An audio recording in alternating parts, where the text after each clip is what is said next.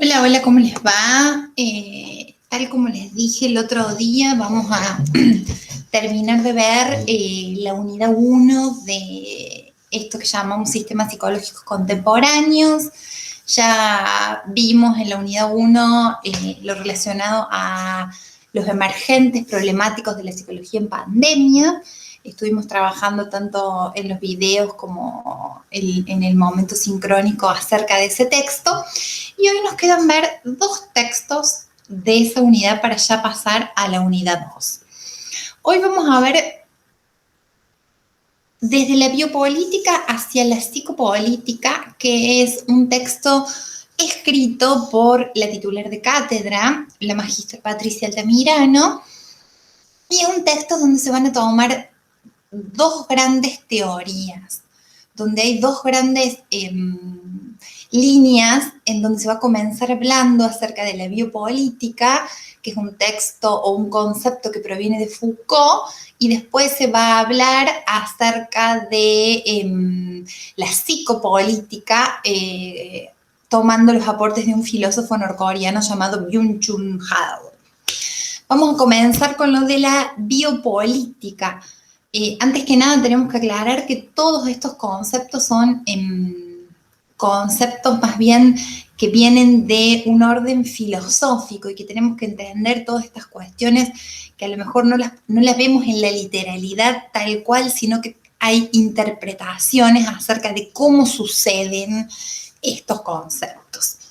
Biopolítica es un concepto utilizado para nombrar una serie de fenómenos vinculados al intento de intervenir, orientar y controlar los cuerpos y las mentes. ¿Sí? O sea, ¿qué es lo que estamos queriendo decir? Que es como una forma de poder intervenir y poder controlar la civilización. Se da una forma específica de gobierno que aspira a la gestión de los procesos biológicos de la población. Como estamos hablando de la psicología, estamos hablando que le interesa una cuestión psicológica y médica, de las poblaciones humanas con sus condiciones de existencia y de reproducción, en donde se incluye el hábitat, la alimentación, la regulación de la natalidad, la mortalidad, la designación de los fenómenos patológicos.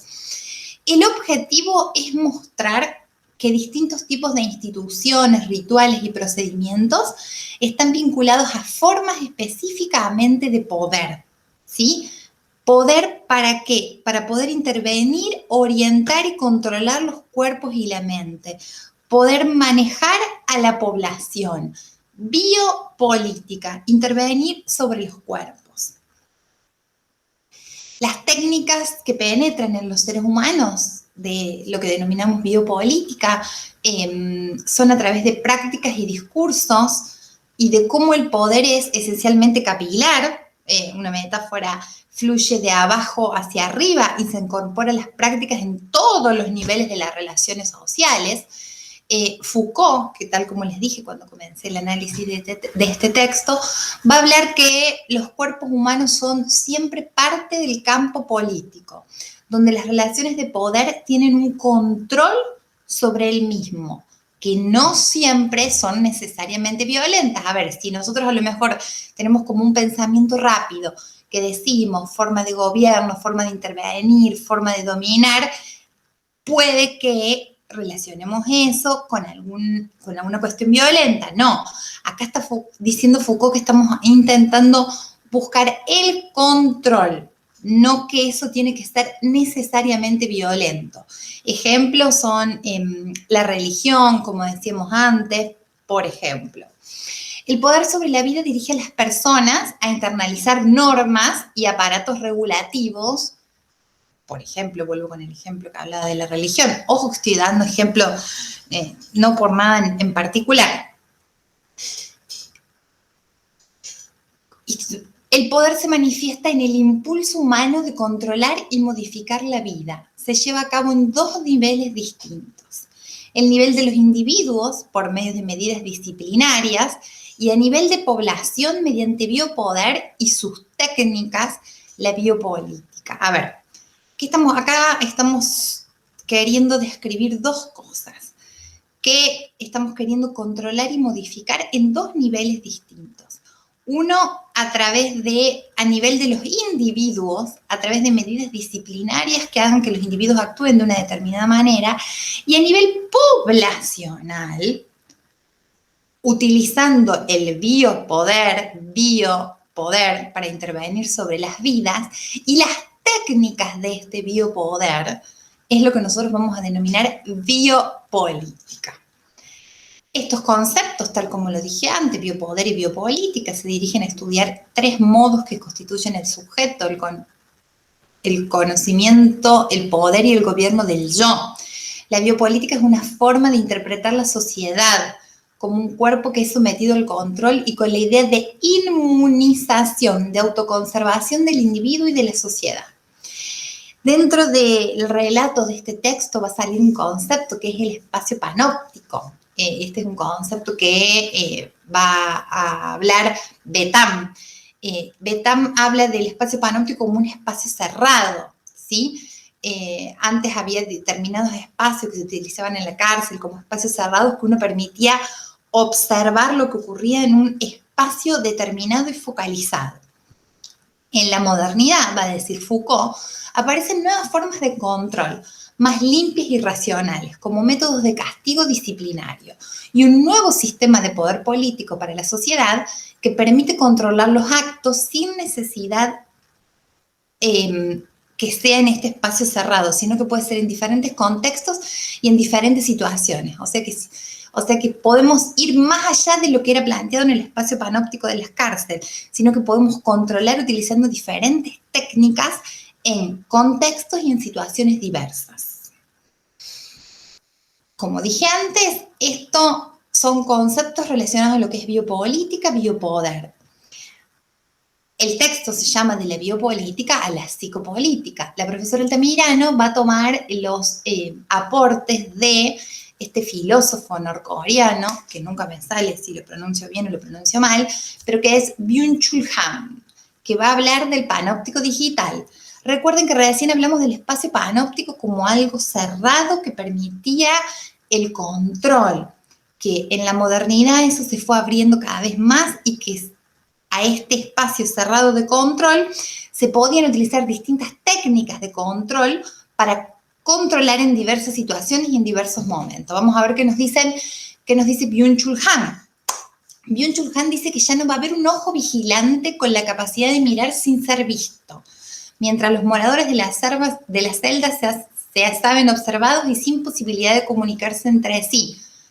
¿A qué equivale o a qué hace referencia esta oración? A lo que yo dije antes, que el espacio panóptico era un espacio cerrado que se daba en los espacios carcelarios.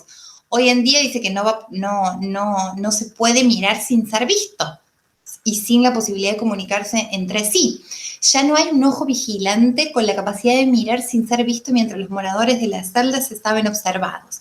La iluminación en el mundo digital viene de todos los puntos posibles. Cada sujeto observa en calidad de observador observado.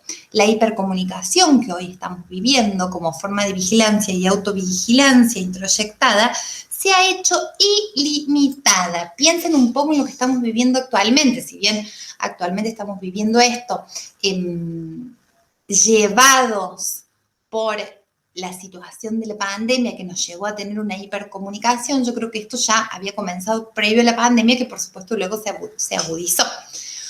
Hoy en día estaríamos frente a lo que Byung-Chul Han va a llamar un panóptico digital. Y el filósofo va a decir que los habitantes del panóptico digital se creen en libertad. La idea de la libertad para Han es una construcción donde creemos ser libres, que tomamos decisiones, pero en cambio estamos autoobligados por las normas de esta sociedad, por esta sociedad hipervigilada donde todos sabemos todo de todos. Los sujetos del panóptico digital colaboran de manera activa a través de su necesidad de exhibicionismo y voyeurismo. Hacen de la transparencia su forma de vida. No tienen que esconder sus deseos más abyectos ni asociales, sino que colaboran mostrando su intimidad sin que esta exposición es la que se supone valor. Piensen en las redes sociales, hoy donde todo es una vidriera, donde se muestra absolutamente todo de todo, ¿sí? ¿Qué es lo que lleva o qué es lo que provoca esto? Esta exposición finalmente tiende a la uniformidad y a reducir la libertad de acción. Sin que tengamos ninguna conciencia, nos conducimos a nuevas formas de totalitarismo que toma el nombre de psicopolítica. Bien, acuérdense que antes hablábamos de biopolítica. Hoy en día, en la presencia de este panóptico digital, en esta cuestión de que estamos expuestos a un ojo que nos ve, que estamos mostrando todo lo que pasa, en donde los límites de la intimidad son cada vez más difusos, ¿sí? En donde hablamos que hoy todos tendemos a la uniformidad y donde la libertad de acción se va achicando, esta nueva forma de gobierno, esta nueva forma de totalitarismo recibe el nombre de lo que es psicopolítica.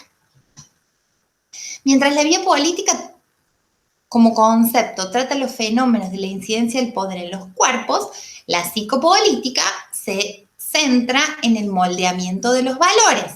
Acuérdense lo que hablamos antes de lo que era la biopolítica. Acá estamos hablando de moldear valores, creencias, voluntades, actitudes, ¿sí? Byung-Chul Han va a decir que prima el estado de vigilancia rápido, mientras que los sistemas contemplativos y de atención profunda se reducen. O sea, en una era donde estamos rápidamente atentos, ¿sí? Este estado está porque hoy en día nos encontramos en el mundo del multitasking y la hiperatención. Voy a dar el ejemplo mío. Yo estoy trabajando desde mi casa, en donde tengo abierto un montón de programas, en donde hago muchas cosas a la vez, en donde me suena el teléfono, en donde me suena el Meet, en donde entro en un Zoom, en donde estoy en un estado de hiperactividad y de vigilancia extrema. Hoy en día, en esta situación, estamos frente a la globalización, a una disolución de fronteras. Estamos en una sociedad de la transparencia, ¿sí? El modelo Foucaultiano, donde yo les hablaba de lo que era el panóptico, de ese espacio reducido donde un ojo miraba sin que sea visto, da lugar a un nuevo panóptico que se vincula con la transparencia, donde todo se muestra. Por ejemplo, redes sociales. ¿Cómo es esta sociedad contemporánea con las características que está dando Byung-Chul Han? La era inmunológica ha sido abandonada en favor de otro paradigma. La sociedad exige la exposición de la intimidad de manera sistemática. El autor va a decir que esto es pornográfico, que los sujetos se muestran. A ver, pornográfico en el sentido de que se muestra absolutamente todo. Se construye una subjetividad renunciando a la particularidad y a la singularidad de las cosas, ¿sí? Hoy se trata de una sociedad de gimnasios, torres, oficinas, bancos, aviones, grandes centros comerciales y laboratorios genéticos. La sociedad del siglo XXI ya no es disciplina, sino una sociedad del rendimiento, ¿sí? Hoy en día nos encontramos con sujetos autoexplotados, donde el multitasking es una práctica que modifica la estructura y la economía de la atención, eso que yo les explicaba antes, dando ejemplo de, por ejemplo, lo que me pasaba a mí. El cuerpo es un objeto de exposición. Han nos va a hablar de la sociedad pornográfica, donde a pesar de que se muestra todo, el deseo tiende a desaparecer. Google y las redes sociales se presentan como espacios de libertad, pero se han convertido en un gran panóptico y el consumidor transparente es el nuevo morador de este panóptico digital, ¿sí? Y, a ver, donde nosotros entramos al Google y pensamos que nadie ve lo que estamos haciendo, error. Sabemos que hoy en día con el Big Data y todo el mundo sabe lo que estamos haciendo. Piensen, por ejemplo, lo que ustedes buscan en Google y después les sale automáticamente como sugerencia, ¿sí? Todos nos acomodamos en la autovigilancia. La vigilancia no se realiza como un ataque a la libertad, sino que está naturalizada como la acción que permite una conjunción social, ¿sí? Hoy se habla de la dictadura de la transparencia y de Internet como un espacio de libertad. La red no da libertad, sino que da transparencia. El panóptico digital fomenta la interacción hasta el punto que hace visibles hasta la transparencia, ¿sí? ¿Qué es lo que pasa hoy en día en esta sociedad con estas características, de la transparencia, en el panóptico digital, en este ojo donde todo se muestra y donde todos vemos todo, ¿sí? el concepto de infarto del alma, que es la saturación completa del individuo, donde se pierde la libertad. Las actividades laborales son casi toda la vida y se propone una serie de tareas autoexigidas que le obligan a abandonar el tiempo libre, a tomar medicamentos, a descuidar los amigos, la familia y a poder rendir más en la actividad laboral. Ay, qué mal que me siento con eso. Hoy en día el sujeto de rendimiento es su propio dueño y la estrategia de explotación, el cansancio, lo conduce a la autodestrucción. ¿Por qué los sujetos llegamos a este punto? El autor va a hablar de la metáfora del sistema inmunológico. La violencia neurológica significa que la sociedad no permite otra cosa que ser sujetos de rendimiento, ¿sí? Cuando no se puede lidiar con todos los problemas y de los cuales nos culpabilizamos, desde las dificultades personales, las grietas familiares, los requerimientos cada vez más altos a los individuos, hasta las problemáticas sociales, nos pone en una situación de colapso. La autoexigencia nos lleva a satisfacciones trascendentes, no nos lleva a satisfacciones, sino que nos infarta el alma. El impulso de vivir en paz, de placer, de disfrute se elimina, ¿sí? Hoy en día, pensar rápido, pensar despacio y sesgos cognitivos también va a estar relacionado a esta sociedad que estamos planteando, ¿sí? Que está planteando Byung-Chul Han, que nos encontramos hoy y que nos lleva a una psicopolítica, a diferencia de una biopolítica que veníamos trabajando con los conceptos Foucaultianos. La diferencia entre el pensar rápido y el pensar despacio es un concepto que se vincula a la psicología de la percepción. Plantea una gran diferencia entre el conocimiento que exige una reflexión, un tiempo, una lectura, y otro que exige un conocer y un pensar rápido, un saber de tiempo breve. El sistema rápido es el responsable de la generación de preconceptos y prejuicios, es intuitivo y es de uso automático, frecuente y estereotipado. El sistema lento solo se aplica a situaciones específicas, implica un gasto más energético y requiere un esfuerzo lógico. Los sesgos cognitivos son frecuentes en los procesos de toma de decisiones, tipo de efecto marco, anclaje e ilusión de control. ¿Qué hablamos cuando hablamos de neoliberalismo, capitalismo cognitivo, capitalismo de plataformas? ¿Sí? Estamos hablando que la sociedad hoy en día promueve estos cambios de exposiciones, de estar expuestos, ¿sí? Y eso que hace que los sujetos nos tengamos que parar, tengamos que estar desde una perspectiva diferente, ¿sí? Hoy vamos a hablar de un capitalismo de plataforma. Las formas de ordenamiento requieren una sumisión de los sujetos, de las vidas y de los cuerpos. La creencia de la libertad individual en que nos convertimos en los trabajadores y somos nuestros propios vigilantes, en donde nuestro sistema quedaría eximido de toda responsabilidad, ¿sí? Ese, por un lado, tenemos el texto de lo que es de la biopolítica y la psicopolítica. A ver, recordemos, para que ustedes puedan tener en cuenta cómo Foucault plantea que a través de la biopolítica y el biopoder se busca dominar los cuerpos y la mente.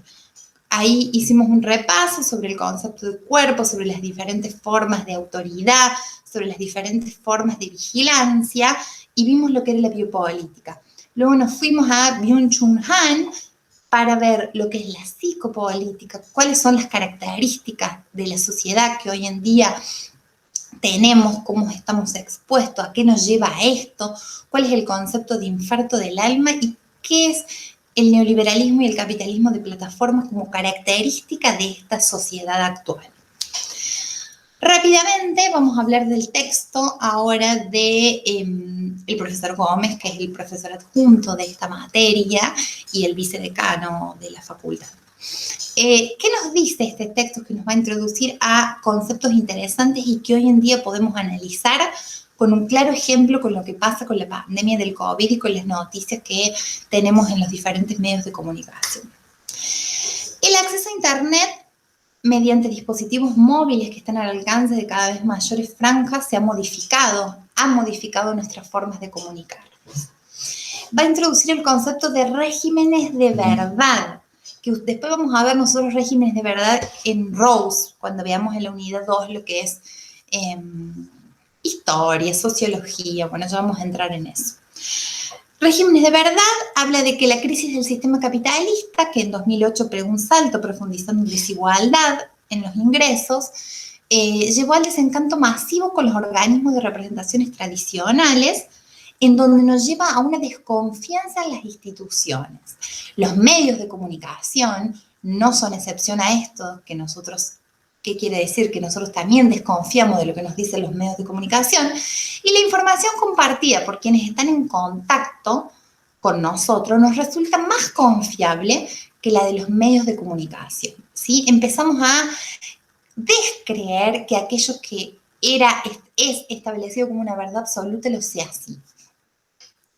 Es evidente que la eficacia de los discursos negacionistas se apoyan en la ruptura del pacto social implícito de la sociedad, donde el Estado no puede cumplir con el papel de protector de la salud ni de las libertades democráticas. En esas condiciones es cuando tiene terreno fértil la estrategia de construcción de un relato propio donde se obtura y restringe el espacio para el debate y la multiplicidad de ideas. ¿Qué es la infodemia? Hace referencia al aumento y la propagación descomunal y acelerada de la información relacionada al brote, por ejemplo, de la pandemia por COVID, en un periodo de corto tiempo. Es decir, que es una circulación muy rápida de información que nos dificulta la búsqueda y el uso de fuentes veraces y fidedignas, que a su vez incrementa la falta de rigor en el uso de las fuentes de comunicación y nos lleva a la exclusión de un pensamiento crítico y a estar enfrente de noticias falsas o fake news. ¿Qué son las fake news? Las noticias falsas son noticias que tienen una intención deliberada de engañar, inducir a error, manipular decisiones personales, desprestigiar o enaltecer una institución, entidad o persona para obtener ganancias económicas o rédito político, ¿sí? Una diversidad de condiciones produjo una democratización de la información, por lo cual casi cualquier persona puede recibir, producir y compartir contenido, y ese contenido se viraliza en una velocidad sorprendente. Este texto del profesor Gómez también va a hablar de otro concepto, que es el concepto de la posverdad. ¿Qué es la posverdad? Es un concepto que señala que entre la verdad y la mentira hay un territorio que escapa a esa categoría, ¿sí? La palabra posverdad sirve para señalar que a la hora de crear argumentos y discursos, en donde no importa si es verdad o no, y que el objetivo es que el mensaje refuerce creencias y valores, apelando más a la emoción que al razonamiento. O sea que va a ser algo que no va a ser verdad ni que va a ser mentira, sino que se va a encontrar en el medio y que va a tener una intencionalidad que va más allá de querer reflejar o mostrar una noticia. La posverdad se basa en falsas ideas, creencias y convicciones no respaldadas por datos ni fuentes confiables. Se define como un contexto cultural e histórico en el que la constatación y la búsqueda de la objetividad son menos importantes que la creencia en sí misma y las emociones que la sostienen. La posverdad adquiere otros funcionamientos complejos, ¿sí? Ya que la cultura digital abarca el ciberespacio y eso nos lleva a una realidad que recién estuvimos definiendo con el Byung-Chul Han. Va a hablar acerca de qué son los discursos de odio, ¿sí? Es la acción de comunicación que tiene como objetivo promover y alimentar una creencia dogmática y de hostilidad, ¿sí? Se presenta con referencias discriminatorias y el contenido atenta contra una persona, un colectivo, una comunidad. Hoy en día pueden pensar en esto que ocurre en las redes sociales, que rápidamente nos encontramos con discursos de odio o con noticias que tienen connotaciones discriminatorias hacia diferentes personas, en donde a lo mejor el único fin es poder lograr alguna cuestión social hacia esa persona, ¿sí? Hoy en día las redes sociales aparecen desbordadas de contenido xenófobo, como estoy diciendo ahora, con mensajes de odio, ya sea por género, por ideología, por orientación sexual o por la nacionalidad. ¿Sí? También hace un recorrido de lo que es el pensamiento autoritario, que va a estar bastante relacionado a lo que son los discursos de odio, ¿sí? Y va a hablar de que el pensamiento autoritario se extiende como una variable predictiva para hablar del prejuicio, ¿sí? Y el prejuicio nos va a llevar a hacer mensajes con discursos de odio. Esos mensajes con discursos de odio se van a generar en un territorio difuso, como venimos viendo que era la posverdad. Eso nos va a llevar a generar noticias que no son verdad, y como verán, cada concepto de este texto se encuentra íntimamente relacionado. Bien, seguiremos discutiendo estos conceptos en los espacios que nos encontramos de manera sincrónica, pero sí o sí es importante que puedan leer los textos ya para estar preparados para cuando tengamos el parcial. Muchas gracias a todos y a todas, y nos encontramos en el espacio acordado.